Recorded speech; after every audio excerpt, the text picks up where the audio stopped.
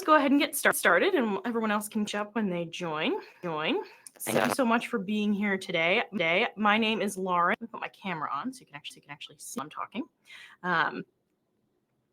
So my name is Lauren. I am a leadership strategist. I've been working with teams and leaders for a very long time. We're going to get more into that in a minute. But I'm glad you were able to join today. So let's go ahead and start it. I'm going to teach you to overcome that imposter syndrome struggle. We all struggle with imposter syndrome at some point in our lives. So I know that new leaders especially really struggle with that imposter syndrome. So we're going to help talk about how to overcome that, increase your confidence, and create those productive quality one-on-one sessions with your team members that you have to have. It's so frustrating when you're time with your team member and help them and guide them, and it's just not quite clicking and it's not quite feeling right. So I'm going to help you kind of overcome all of that today. But let me turn off. Before we get started, I want to make sure that we're creating a successful learning environment. So close your door if you can, put your phone on do not disturb, hide any other tabs. I know that I personally always have lots going on, but hide those other tabs. And you're welcome to take screenshots of the slides. Those won't be available, but you're welcome to lots of them if there's things you want to remember. There's a lot of information packed in this very condensed training. So I want to make sure that you're getting value out of it. So feel free to take screenshots of the information. If you stay until the very end, there will be an exclusive bonus for you. I'm not going to dig too deep into that right now, but there is an exclusive bonus at the end. Stay until after the whole training is complete. So let's get a quick win right now. Let's do a really quick one-on-one quick start. Are you avoiding your one-on-one because maybe you don't know what to talk about? This quick exercise will help you get started. So first, I'm going to tell you right now, you have to schedule your one-on-ones. I know it seems obvious, but a lot of people don't put them under because they think, oh, well, we'll just get something when we have something to talk. But if you wait until you have something to tell, then you'll never get it on the calendar.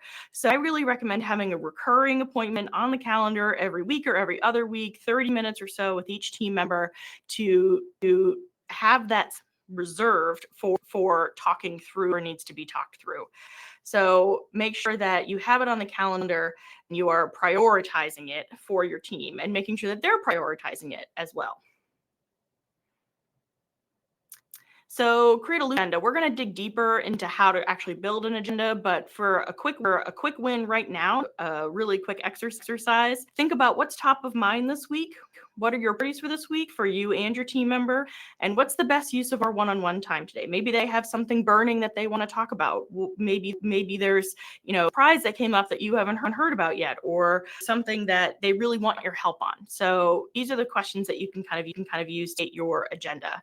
And then once you start doing, you can start digging deeper. You can ask deeper questions. Well, okay, you're talking about this issue with me today. So what does the ideal outcome look like to you? And what's getting that outcome? Or what do you think that are? You meeting the team member, you'd be asking your team member these questions.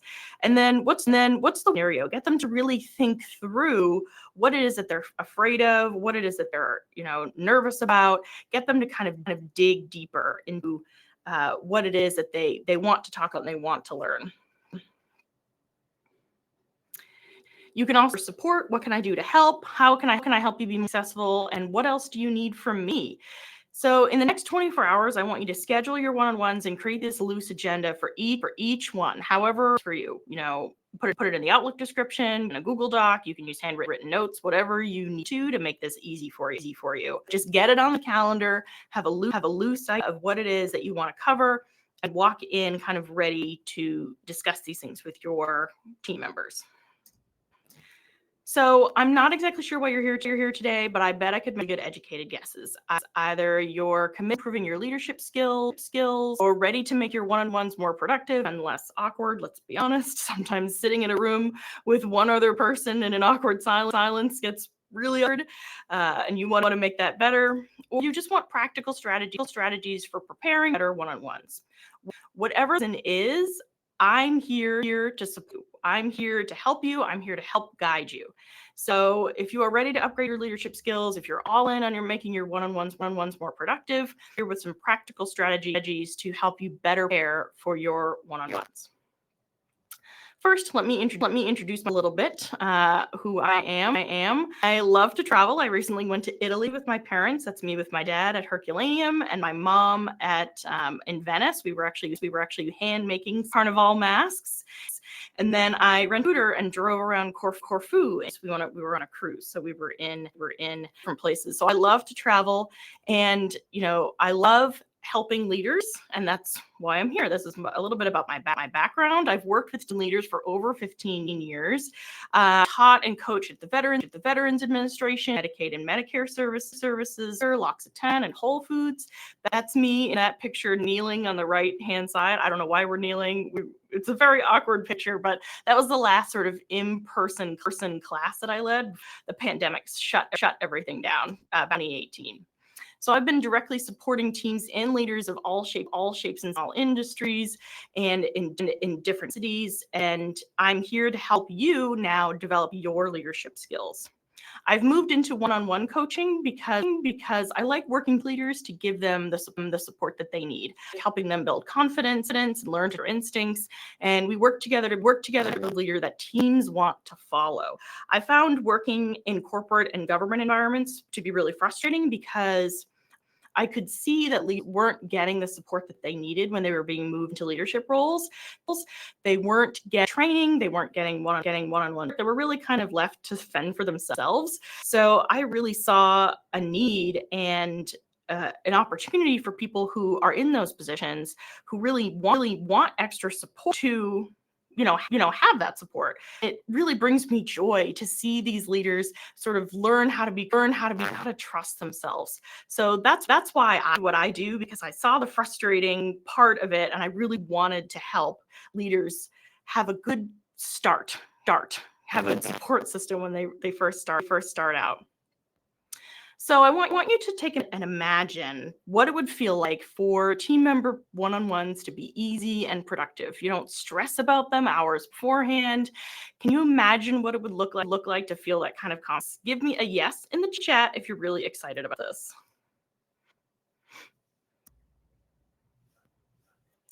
All right, being confident in your team members one-on-ones is the best way to unlock individual and collective growth and create a more empowered, motivated team. So if you're anything like me, know where you're going. When I go on a nice long, I really love road trips, but I always need a plan. Where are the bathroom stops? What's the destination? And most importantly, when are we going to eat? We'll start by talking about understanding why. Why are we having these one-on-ones? Why should we be having these one-on-ones? What's the actual purpose behind them as opposed to, well, I just feel like I should. Then we'll talk about how to communicate effectively during your one-on-ones, what it looks like, how to do it, simple steps that you can take to make your communication more effective.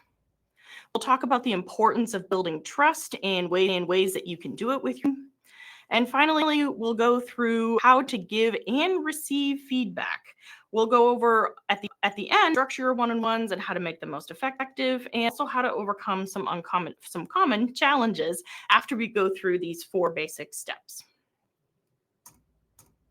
So, I want to understand, why are we having one-on-ones?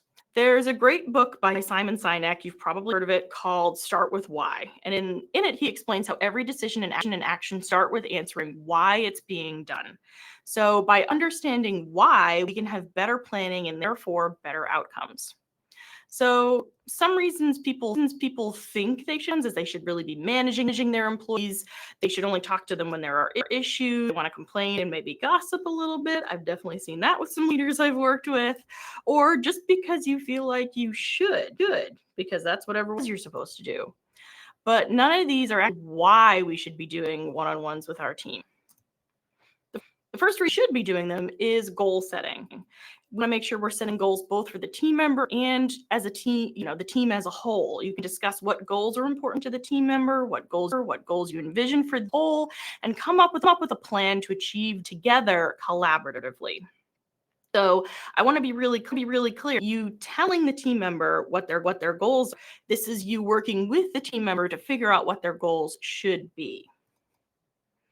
I want to make sure you're promoting transparent communication. That's another reason that we have these one-on-ones. One of the biggest concerns from team members often is a lack of communication in their leadership. By having regular one-on-ones, you provide a dedicated space for open and transparent communication.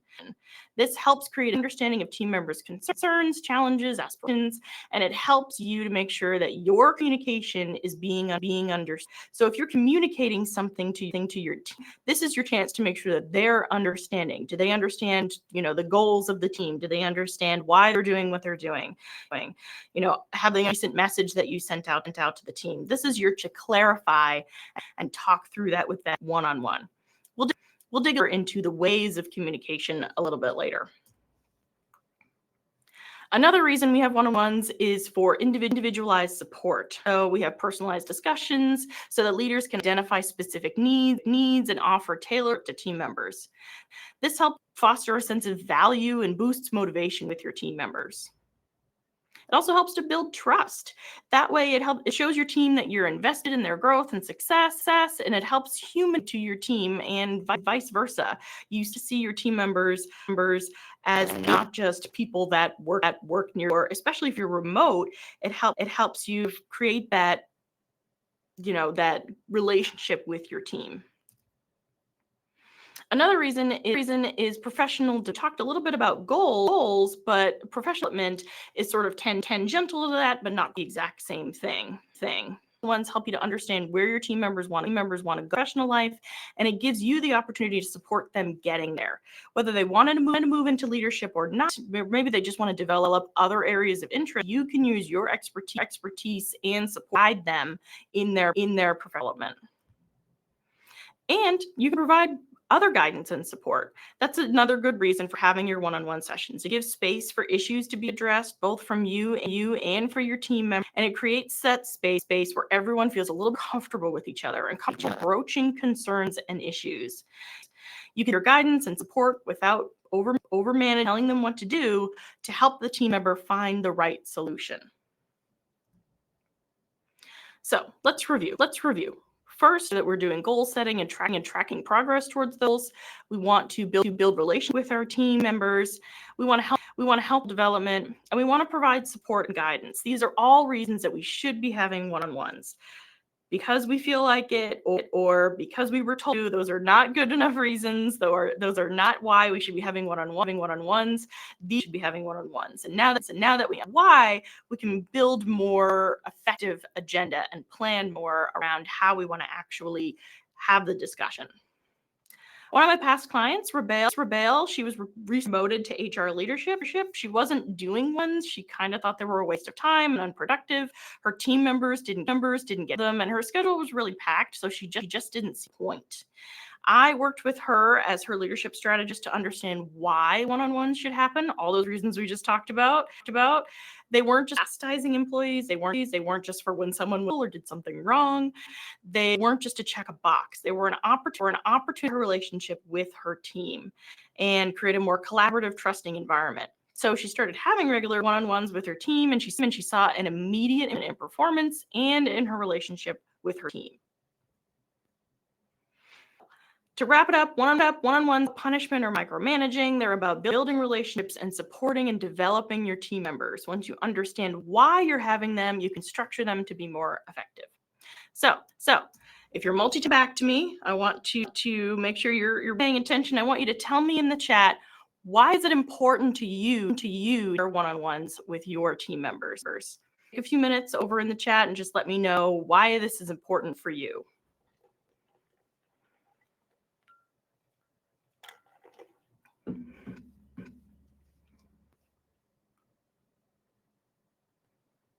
You're all very quiet today.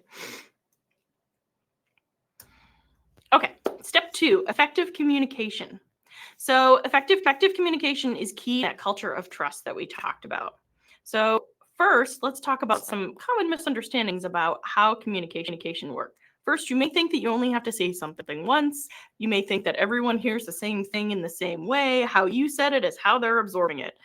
You think communication is a one-way street, or that equals understanding. And surprise, none of these are actually effective for communication. You may have to say things multiple times. People hear things in different ways, and communication is definitely not a one-way street. And just because people are not responding to you doesn't mean that they're actually understanding what it is that you're saying. Oh, you want to build? Yes, great. That is a great reason to be in your one-on-ones, and something we will definitely work on here today. So why is it important to communicate the same thing in different ways? So you may think, well, I said it out loud. I said it to their face, one-on-one. They must understand it. Well, that's not necessarily true. What they may not be what they heard. It may not be how they understand it. So let's talk about why that's important. First, it's for better understanding by utilizing different ways of communicating, either saying it out loud or repeating it and reword the way you say it, or by saying it and then following up, an email or something like that. It multiple perspectives, and it gives the team member a chance to kind of absorb the information in different ways. It improves engagement. If people actually understand you and you're actually communicating effectively, people will communicate back with you, and they will engage, and they will actually be involved in the work that they're doing. It helps you address different learning styles. Like I was saying before, different people learn in different ways. They learn at different speeds. Leader that I worked with very early on in my career, where I would be going a million miles a minute and saying, "Oh, we need to do this thing, and we need to do this, and here's this issue that we're talking about." He was someone that really wanted to sit and think through problems and think through his response and be really careful.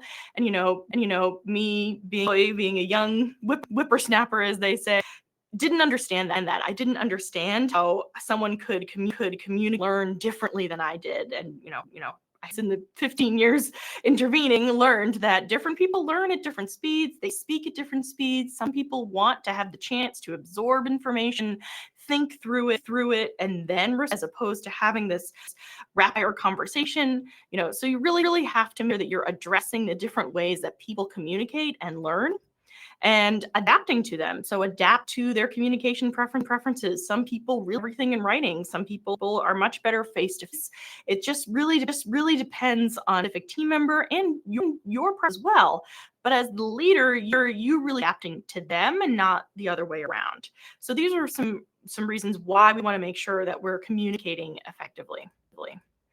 And so you may have to say things several times in a variety of ways. Everyone absorbs information at different rates. So you might have to rephrase what you said, send it in an email, or have different ways of communicating the same information over and over again.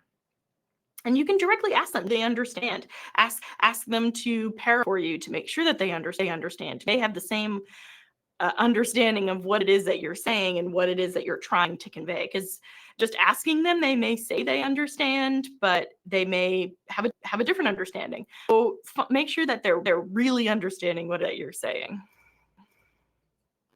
So let's move on to listening. So active listening is really important for communication, but especially in one-on-ones. And one way that, one reason that active listening is so important is because it helps better communicators. By actually listening better, it us to communicate better. It's important. It shows your team members that you are listening and not just waiting for your turn to speak. And it shows that you're deeply invested in what they and you care about them as a person. This promotes open communication and helps build, and it strengthens your relationship team. So let's talk about how we actually do active listening. First, you want to give your full attention. When you're engaging in one-on-one conversation, eliminate distractions and focus entirely on your. Don't, if you're face, don't have your phone out, take notes, but make sure when someone is speaking, actually looking at them and listening to them, just like this woman in the picture here. She has her notebook out, but the other person is speaking, so she's looking at them while they're speaking. She's thinking through what they're saying, and then after they're done, she can write down her notes. But try not to write when someone is listening, so that you are giving them your full attention. If you're in a room setting, you want to try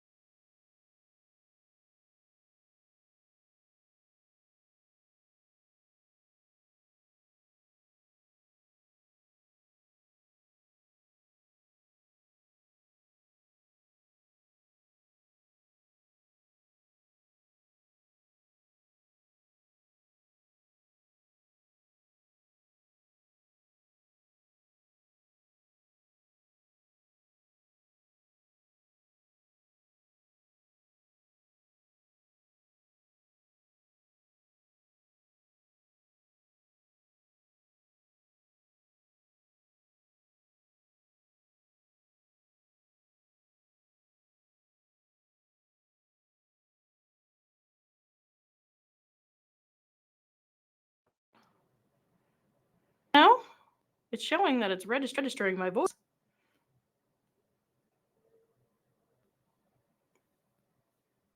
How about now? Can you hear me now? Can you hear me now? I feel like I'm on that roll from 20 years ago. Okay, you can now. Perfect. Okay. Let me turn this camera back off. Okay, so let me keep going. So like I said, use nonverbal cues, show that you're listening, nodding, maintain an open posture, provide verbal affirmations, all that good stuff.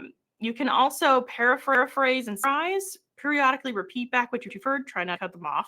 Repeat back what you've heard to ensure mutual understanding, paraphrase, this demonstrates that you're processing the information and it gives them to clarify. So if you summarize something and speak it back to them, that gives them a chance to speak back to you.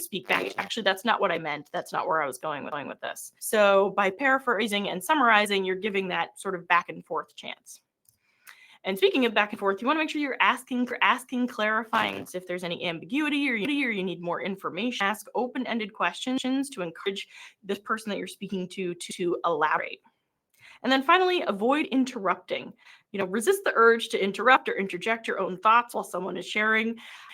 I will say that I struggle with this. I, understand or think that I understand what someone is saying and feel really passionate about it and want to agree with, continue their thought. And, it's inappropriate and a little bit rude to interrupt someone and talk over the last bit of their conversation or their sentence and step on them. So make sure that you're interrupting, you're letting them finish their thought, share their themselves before expressing yourself and share perspective.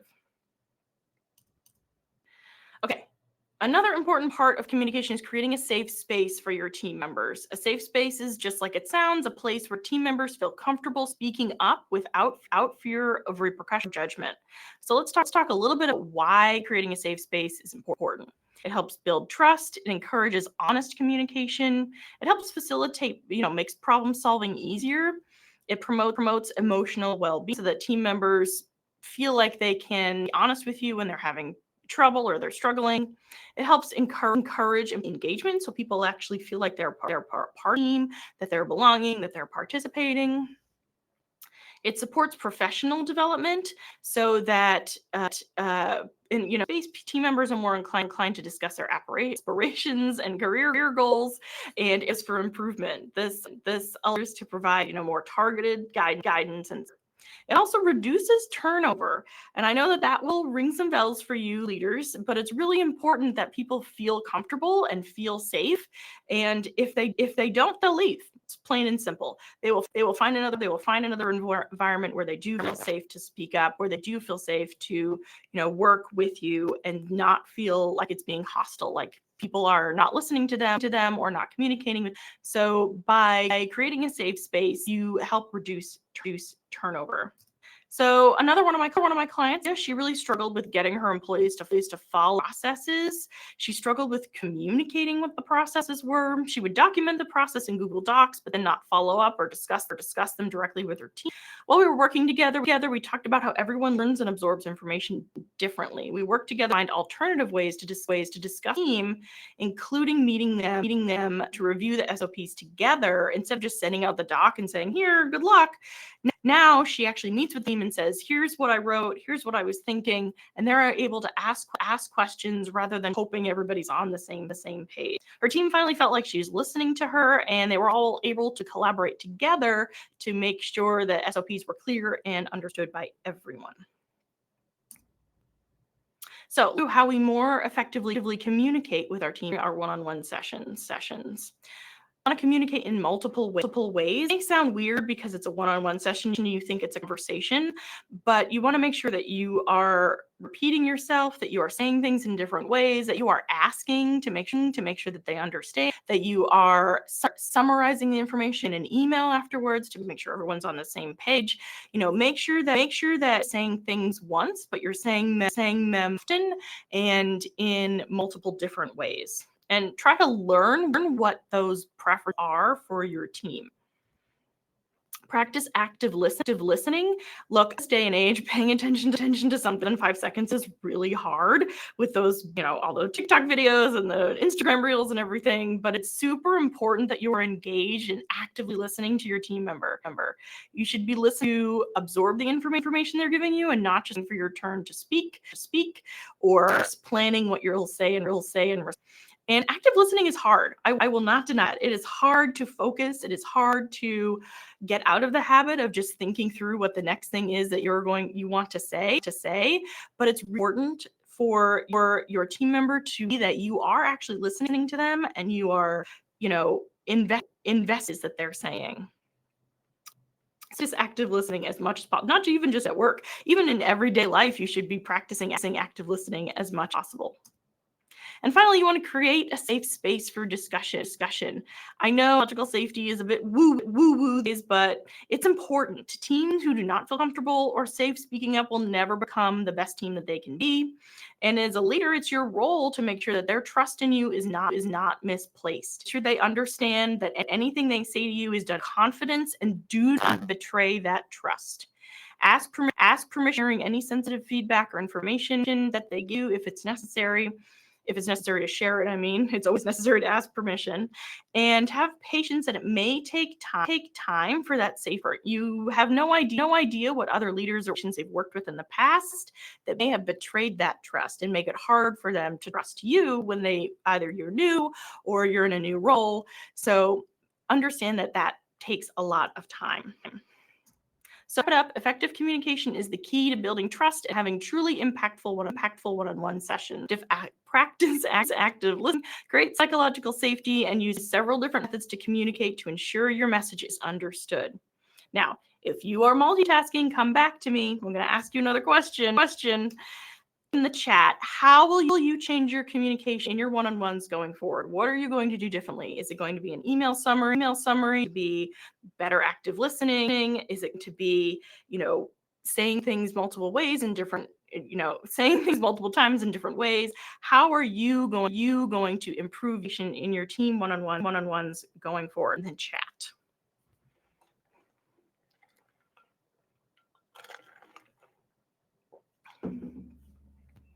And I guess also confirm if you can still hear me, because I know we were having, okay, you're answering, so it looks like you can still hear me. Send things in multiple ways. Yes, great idea. Okay, 3, and I know there's a couple other people here, so let's everyone else can participate as well.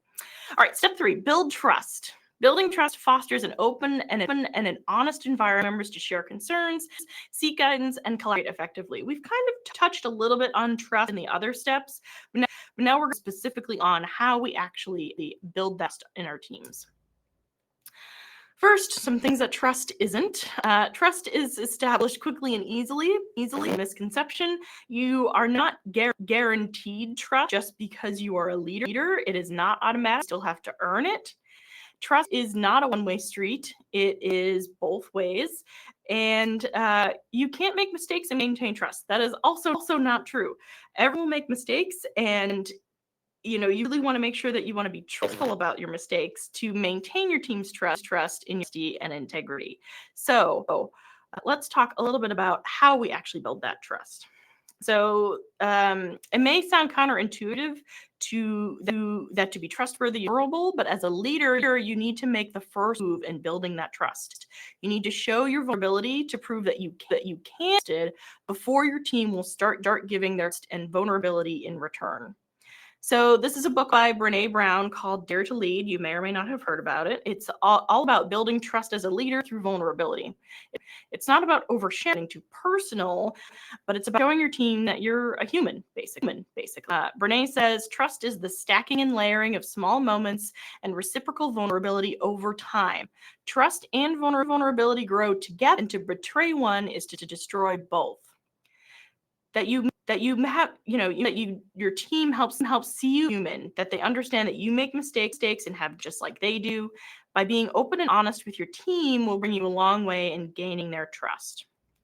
So how do we actually practice it as a leader without kind of going oversharing to build that trust? So first, you want to acknowledge your mistakes. Say that you're human. Show that you make mistakes. Show that these things happen and that it's okay. By acknowledging your mistakes, it shows the team that it's okay for them to acknowledge their mistakes with you. As you want to express emotions appropriately. Allow yourself to express genuine emotions, whether it's enthusiasm, joy, frustration, disappointment. You want to be authentic about your emotional responses. That helps genuine and relatable sort of leader style for you. Again, you don't want to be throwing things in a conference room because you're frustrated, but to tell the team, hey, this is really frustrating for me. I'm really frustrated by this. Or, the opposite. Hey, this is doing really great. I'm really excited for it. That you're being authentic with your team. So you want to make sure that you're seeking and accepting feedback. It's really as a leader that you are looking for feedback, you are listening to it, that you are asking for it. In the next section, we're going to talk about how you actually do that. But it's important that you are actively soliciting that feedback and then be open to actually receive active criticism. A lot of leaders think that they're open to receiving feedback, but when they're given it, they get really defensive. They don't want to hear it. They disagree. They think, oh, they just don't understand. But as a leader, you need to be able to accept that feedback, take it in, synthesize it, and through how person came to that conclusion, why they're giving you that feedback, why they have that impression if you don't agree with it. So, to be vulnerable, you want to make sure that you are seeking out and accepting that feedback. You want to lead with empathy. Empathy by understanding and validating the feelings and experiences of your team members. Show that you care about their well-being and to a more passionate, connected workplace. And finally, ask for help. Leaders don't have to have all the answers. That's the point. You don't have to be here knowing everything, doing everything. You're here to work with them and to help guide your team with them. So make sure that you are asking for help. Admit that you don't have all the answers, and it helps reinforce the whole collaboration idea. You're here together to work with the team. You're not here to micromanage, tell them exactly what to do, or have all the answers or anything. You're here to work with them. You're asking for help. So how do we actually, do that vulnerability? How are we, what are some other ways that we can show vulnerability? So make sure you're setting boundaries and saying no. You want to encourage open communication, create an environment where team members feel safe sharing their thoughts. We talked about that safe space in the last section. Create that environment where they feel safe. You want to foster that open dialogue. Show appreciation and gratitude for your team's efforts and contributions. Acknowledge the collective effort, recognize the individual strengths. You want to celebrate together, and you want to share your personal stories. Open up by sharing I don't know what that weird little icon is there. Open up about your personal experiences, both success and challenges. Be honest with them. It doesn't have to go super personal. I'm in the middle of divorce and things are terrible. No, share your experience of happened in the past, ways that you've done things. Making sure you're making yourself a human without oversharing. Another client of mine, Reed, he was one of my earliest clients. I worked with him at the Federation. He was a good guy, but he really struggled acting with his team. He was quiet and reserved and generally left his team to kind of do their own thing. And that was fine up to a point. He didn't want to be a micromanager, but he had to be some kind of a leader.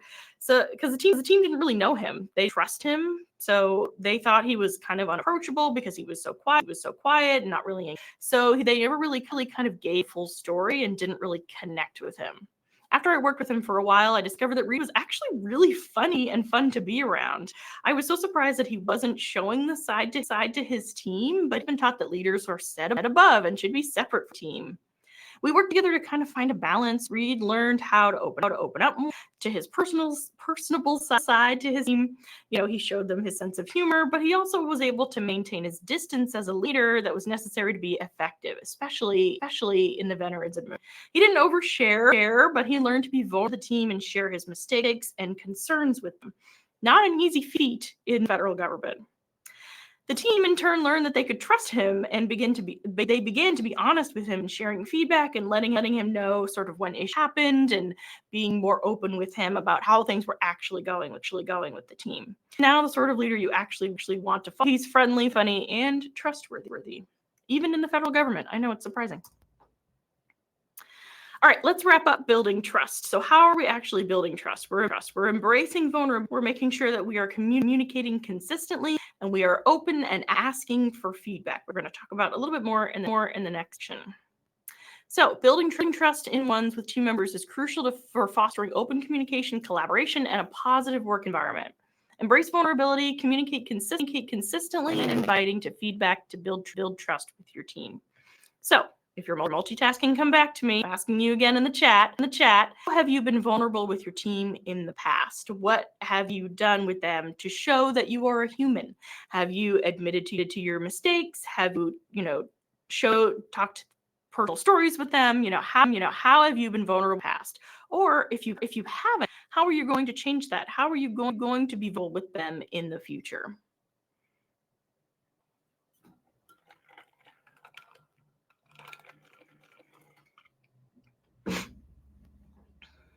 Okay, step 4, give and receive feedback.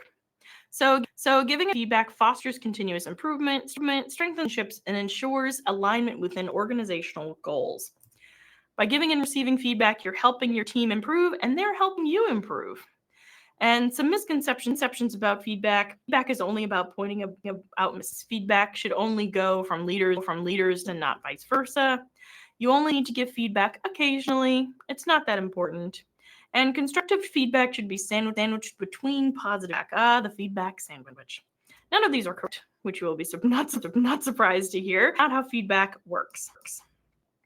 Feedback is a powerful tool for growth, providing individuals with valuable insights, encouragement, and guidance to enhance their performance and contribute to the overall success of the team. Words are hard today. So talk a little bit more about how we actually give effective feedback. We understand the importance. Talk about how we've done it. I'm sure you've been in times, by now as a leader, you should be giving feedback to your team, but has anyone taken the time to actually show you how to do it? Well, So first, you want to be specific. You don't want to be, wishy-washy about it. You don't want to say, well, I've seen that this has happened. No, you want to clearly articulate what behaviors or actions you are addressing. Specific examples provide context and help the team understand the feedback. You want to focus on not personality. Concentrate on observable behaviors rather than making judgments about the individual's character. This makes the feedback more objective and less personal, and also more actionable because people's behavior is easier to change than their personality. You want to balance positive and constructive feedback, but again, avoid the feedbacks. Acknowledge strengths and accomplishments before areas for improvement. This balance ensures a more well-rounded perspective and motivates the team member to continue excelling, but avoid the feedback sandwich because dilute the feedback that you're giving. Use I statements. Frame feedback using I statements to take responsibility for your observations. For example, say, I noticed that, rather than you always. And make sure you include the action or lack of action so the team member understands why this feedback is important. We talked at the beginning, very way back, about why feedback is, or why these understanding why is so important. So make sure that you are always supporting your feedback with the why. You're giving feedback in a timely manner. You want to close to the time the observed behavior occurred. It helps the team connect the feedback with the specific action and make it more actionable. And then finally, offer solutions or suggestions. Instead of just pointing out problems, provide constructive solutions or solutions for improvement. This helps you show that you're committed to support their growth, that you're not just here to berate them, that you're not just here to tell them what they're doing wrong. You're actually here to help. You want them to improve. As their leader, you're here to help them better, not just tell them everything that they're doing wrong. Or remember, feedback can be constructive. Don't only constructive feedback. Make sure you're also giving positive feedback. You also want to encourage two-way communication.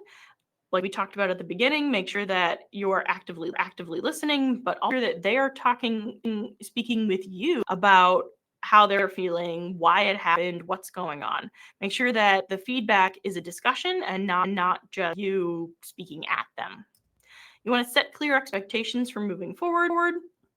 You adopt a growth mindset. by emphasizing that the feedback is an opportunity for learning. You want to kind of connect feedback goals so that the team member understands sort of the broader impact of their actions or inactions. You want to have regular check-ins. That's what these one-on-ones are for, having this feedback. Make sure that, scheduling your one-on-ones, having them on the calendar, and making sure keeping your appointments. And finally, you want to be sensitive and respectful. You can't just barreling in and saying, this is what you're doing wrong, but you want to make sure you're approaching these conversations with sensitivity and respect. Consider the individual's feeling, be empathetic. I know it's hard, the leader, because you're seeing the bigger picture and you don't understand why this one team member is not getting on board and is not, towing the line and is causing problems, but they don't have the same perspective as you, and they may have something else going on in their lives that's impacting them. And you want to make sure that you are empathetic with that and understanding with that, and still giving them the effective feedback, but trying to do it in a sensitive, understanding way. So feedback goes both ways. So how are you for feedback as a leader? So first, you want to be clear about your intentions. Express your reason for asking back. Let the team member know that you value their insights, committed to always be getting better, and that you are, practicing what you preach. Choose your timing correctly. Pick an appropriate time. When the team member might be busy or stressed, always ask permission. Make sure, hey, is now a good time to talk about things? Is it okay for me to ask you questions? Create a safe and open atmosphere. Again, that safe space again coming back for us. Ask open-ended questions. Don't do yes or no questions. Try to make the questions a little bit more thought-provoking so that you can actually get value. And don't ask the back to this open-ended one. Don't ask questions that you're giving them the answer in the question, like, do you think I'm doing a good job? Like, don't into the answer when you're asking the question. Be specific about areas of interest. Make sure that you're, focusing and not just asking generic questions like, hey, how do you think things are going? Be much more specific about that. Hey, this project has been going on for a while. Do you feel like there's any more support need? Things like that. And express appreciation. It's for team members to back. It's hard for them to feel like they're, judging you or telling you what you're doing wrong in your job, just like it's hard for you to give feedback the other way. Make sure that you're being appreciative when they do. Even if they don't, be appreciative that they're leading to the conversation, that they're into listening to you, asking for feedback. You don't have anything that they want to admit to right now. So practice that active listening. We've talked about this a lot, but make sure that you are actually listening when they feedback. Don't just be planning your response or thinking through what you'll say back, but actually listen to what it is that they're saying. Avoid being defensive. Try not to react negatively, especially in the moment when they're giving you feedback, because it will discourage them from giving you feedback in the future. Understand that it may not be your opinion in whatever the feedback is that they're giving you, but it's their reality. It's what they're seeing. It's how they feel. And you should take that very seriously. You shouldn't just say, well, that's not really how it is, or they don't see the big picture, or they don't really understand what work it is, what my job is. Don't shoot it down because you don't agree with it, because that's their perspective. That's what they're seeing. That's how they're experiencing it. And it's another perspective that you may not have considered. So it's important that you're actually taking feedback, thinking through it, and not just brushing it off or getting defensive. Seek clarification if you're not really sure what they're talking about. Show gratitude. Again, we talked about showing appreciation, but also show gratitude. Make sure that they understand that you appreciate that you are giving back. And then follow up on any action I discuss. If there's any that comes out of it that becomes an action item with them, or them to follow up with you, however that works. And then finally, encourage ongoing feedback. Say, hey, I really appreciate what you've talked to me about today. Can we keep this conversation going? Or I want to make sure that I'm understanding. Can we just more? Make sure that you are keeping the conversation going and encouraging them to continue to give you that feedback. Another client of mine, Heather, she was a production, or she still is, a production manager at a small book publisher where she leads a team of project managers. She worked her way up project manager, but she was never really given any formative training, which I'm sure many of you can relate to. She was just sort of said, "Hey, here's a leadership role. Good luck." Heather really gave feedback to her team. She felt uncomfortable with it and didn't want to rock the boat. She would sort of just let issues go and hope things would blow over. But this led to her team underperforming, and they started missing deadlines, which caused issues for their clients.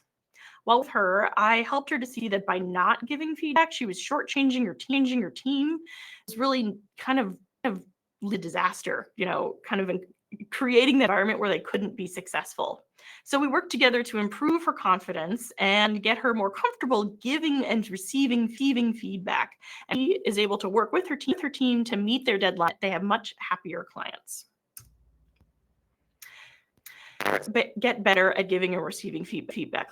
So we want to make sure we're asking directly for feedback. We want to make sure we're embracing a constructive approach, and we want to be timely and specific.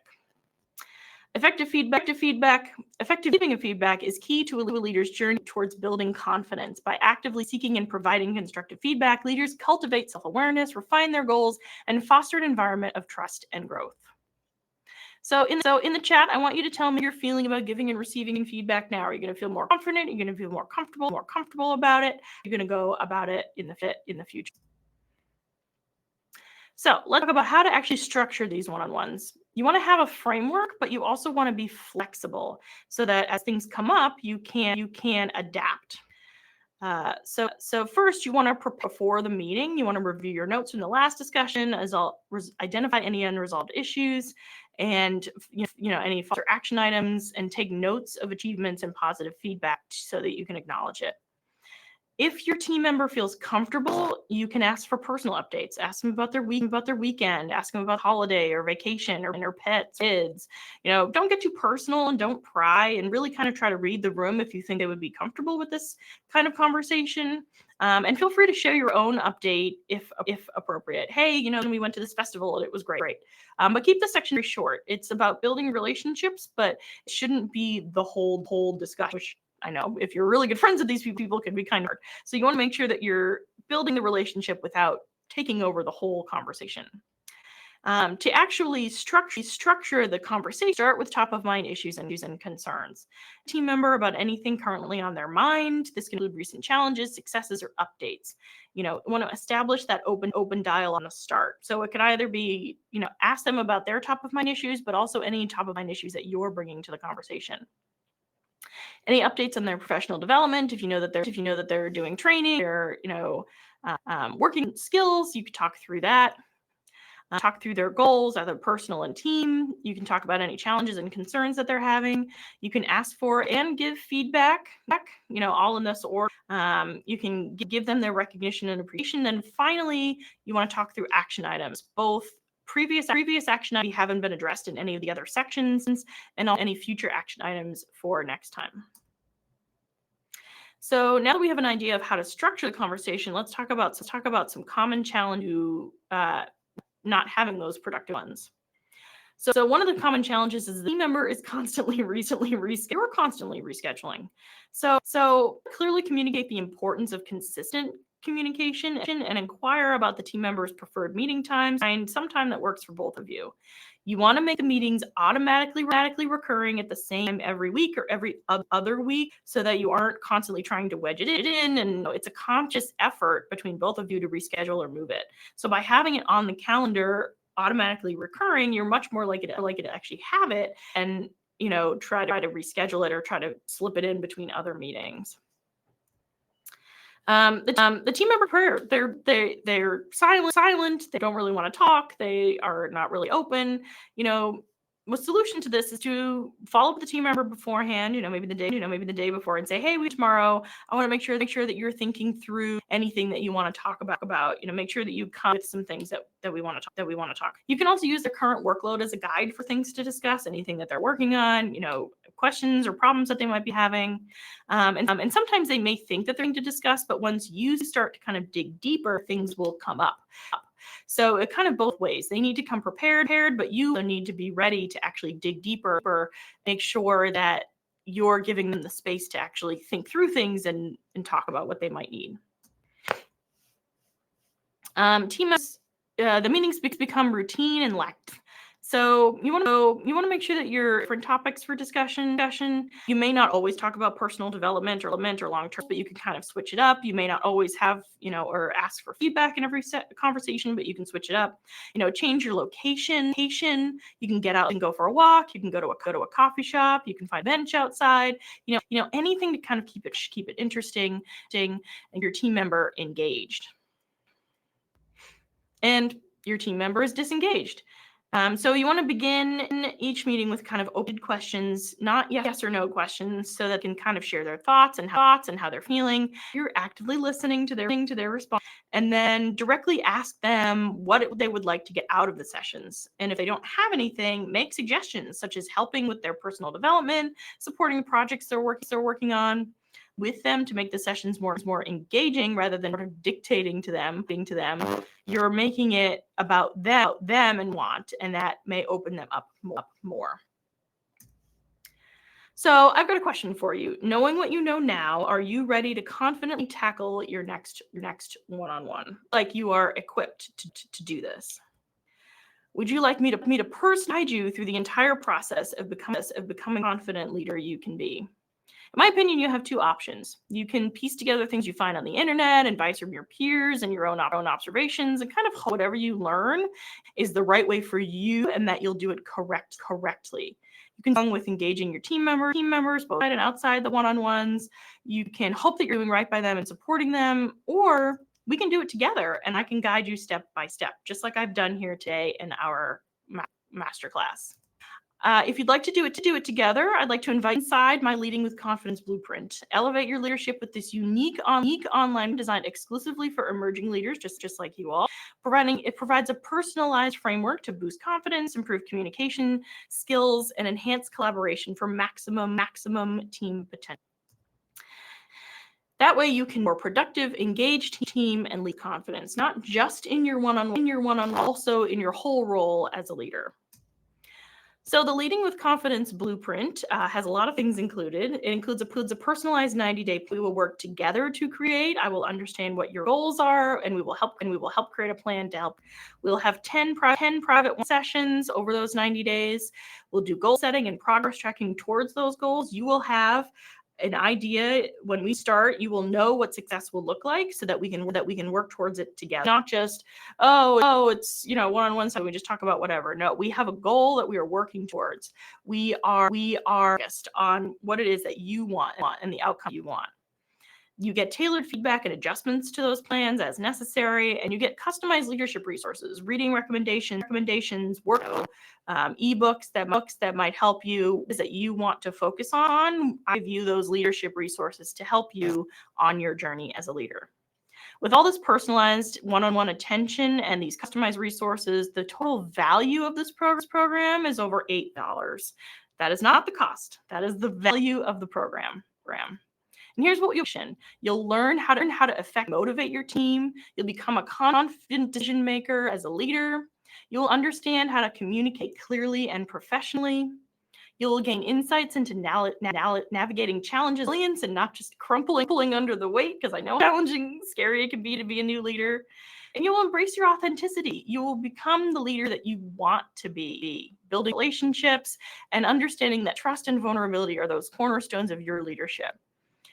And finally, you'll better understand your leader. You'll understand what's expected of you, what you're capable of, and what's realistic for you to be doing. Remember, at the beginning, I mentioned a special bonus. If you stayed to the end, if you're multitasking, come back to me. If you schedule your discovery call while I'm here live, which I will give you the link to in the next few slides, you also get an additional 3 private one-on-one sessions. So that gives you a total of 13 total private one-on-one sessions. To get your hands on this bonus, all you need to do is book your discovery call while we're still here live. You don't have to have the discovery call today, but you go to the recall section and book it for you. We'll be moving into our Q&A session in a moment, so if you schedule before we end all of that, you get those additional 3 private one-on-one sessions. These can be used during your 90-day period or for up to 1 year after we finish our 90 days. So they don't have to be used during the 90-day leadership leading with confidence. You can use them up to a year after that if you want a little bit extra help, a little bit extra support after we finish working together more consistently. So what if you're saying, well, I have so much time on my calendar. What if I just don't have time for personal development? Well, one bonus that is included in this self-led training called Transformative Talks, the art leading meetings. And this can help you get a hold of that calendar. Make sure that those meetings that are on your calendar are actually things that they're productive, that they are active, that you are actually using that time for what it is intended to be, to actually value and create whatever it is that you need to do in your meetings. So the Transformative Talks is a $497 value. It is included for free when you are able to when you book your discovery. And then what if you're looking for help from other leaders? Is there anyone else you can reach out to? The second bonus that I'm including today is a private community membership. This is lifetime access to an exclusive community of other leaders who are also going through the same you're going through. They are new to their roles, really struggling, or were really struggling, and now they're better, and they're there to you move into your comfort zone as a leader. They can give you, all kinds of advice and support, and along with my support and advice, so that you can see how other people are. And then what if you have more ways to learn from others? What if, the community quite enough and you want more support? The final bonus that I'm including today is 3 group sessions. This way you can see the challenges that other people are facing. You're coaching with them, kind of see what's going on with them, and see how I guide them, how we work. That is another $2,000.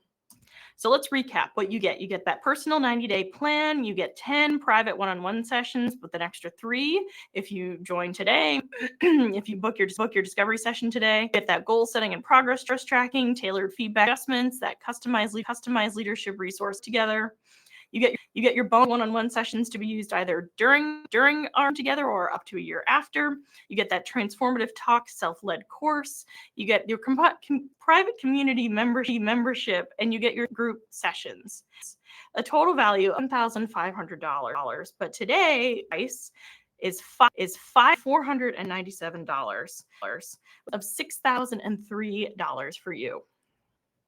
So I do have several payment options. We're kind of balking at the price a little bit.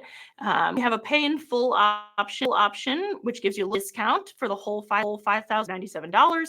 I do offer a 3-monthly payment plan of $1,925 for the 3 months that we'll be working together.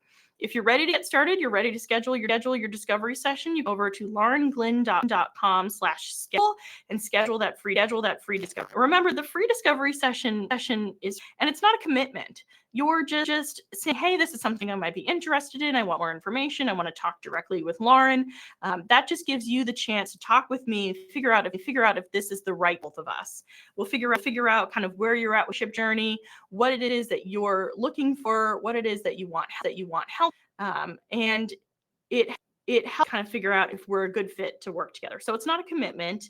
It's just you kind of saying, yeah, I can learn more. I want to see more about what's happening here.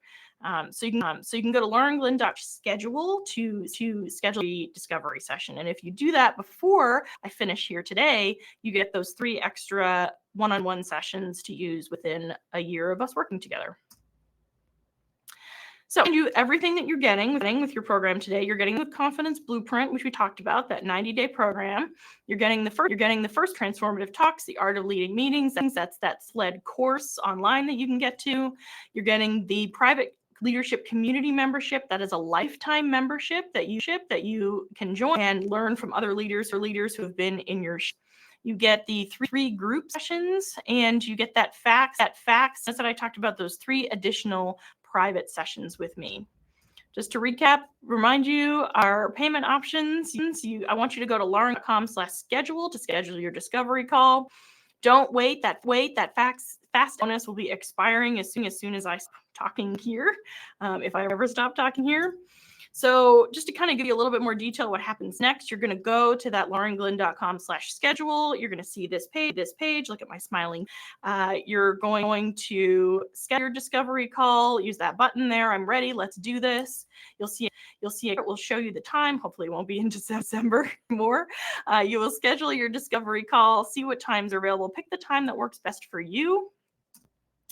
And then I will ask you about who you are, what your leadership journey has far, what it is that you're looking for in your leadership, and you fill out that form, as much or as little as you want. More information is always more helpful for me, but as much as little you want there.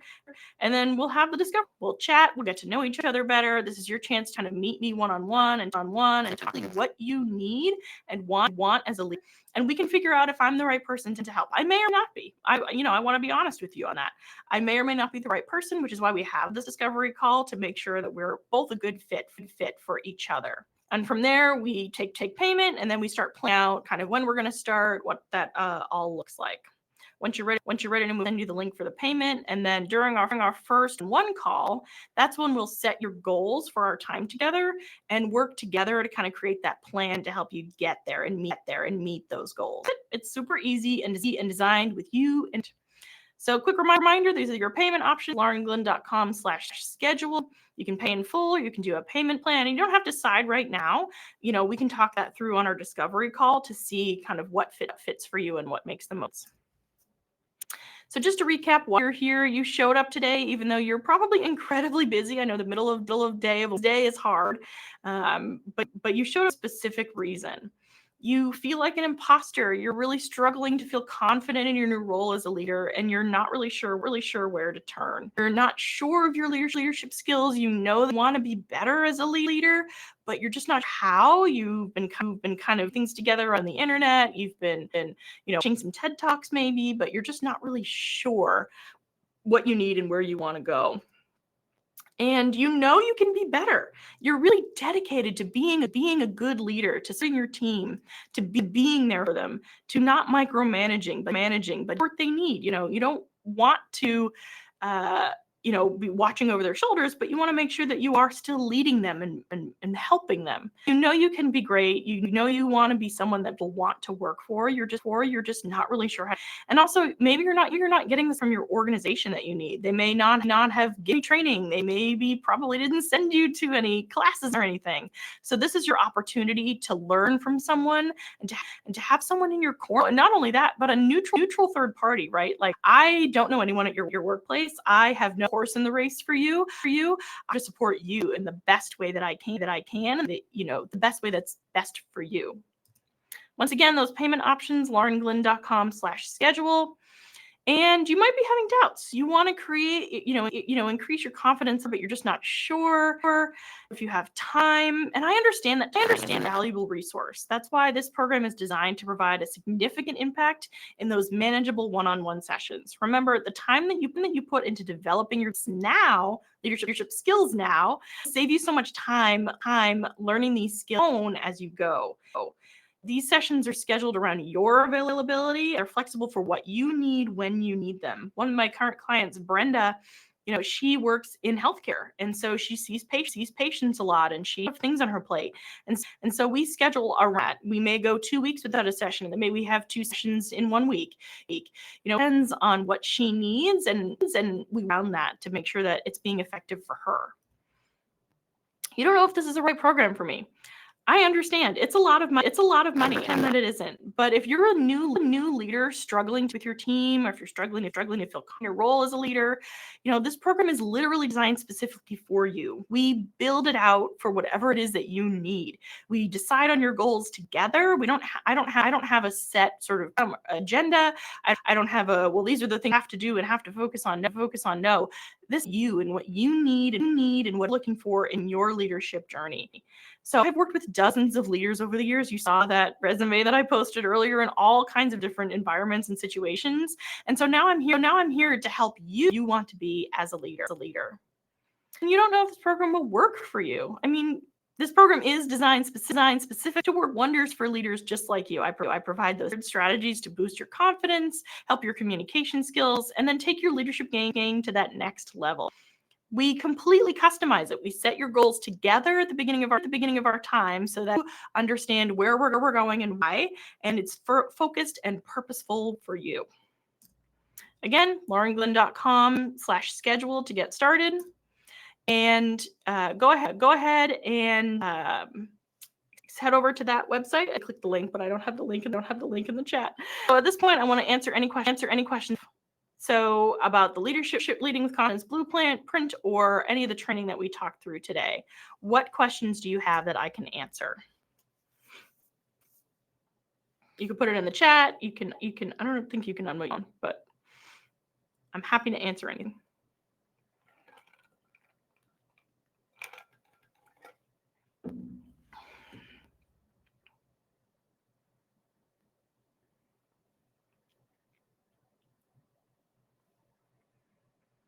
You guys are not today. Nobody had their coffee morning.